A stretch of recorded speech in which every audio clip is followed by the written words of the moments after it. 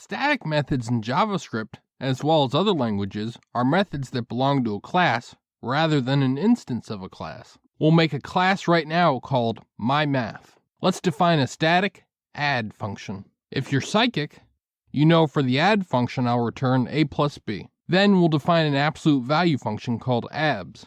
For abs, return negative a if a is less than 0, otherwise just return a. Now let's call some of these methods. Say we want to know the absolute value of negative 3. We'd do console.log mymath.abs of negative 3. You'd get 3 back once you log the result out. What is this starting to look heck of a lot like?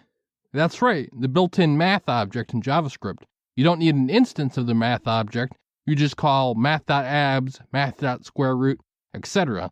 Those methods are static. That's often where you'll see static methods inside a class that acts as a library of static methods to get a bunch of different utility functions.